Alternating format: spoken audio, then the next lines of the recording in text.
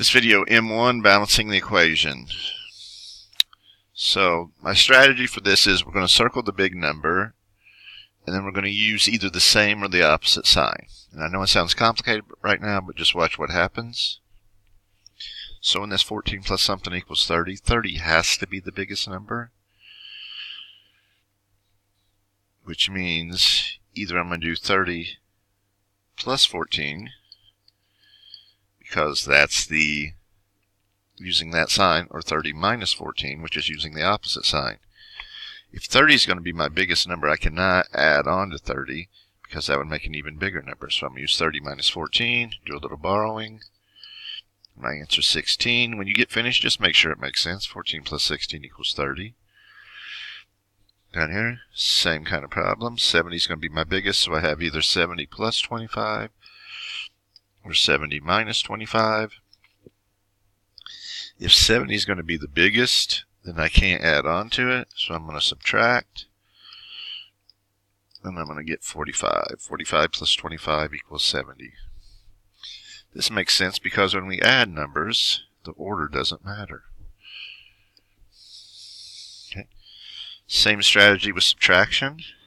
This time my biggest number is going to be right here.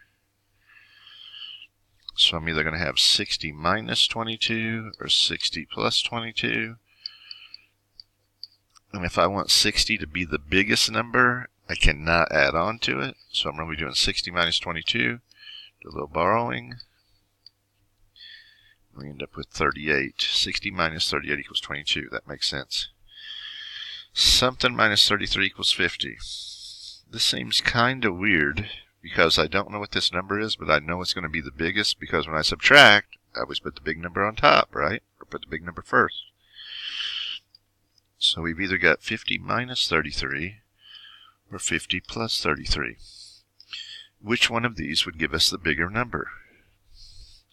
50 plus 33. So my answer would be 83. Then you just check it to see if it makes sense. 83 minus 33 equals 50. See what happens if I have some multiplication and division. If I multiply, I always end up with the biggest number. So I'm either going to have 48 times 8 or 48 divided by 8. If I cut 48 into pieces, it's going to get smaller, which that's what I want, because 48 is going to be my biggest number. This is what I need to get rid of.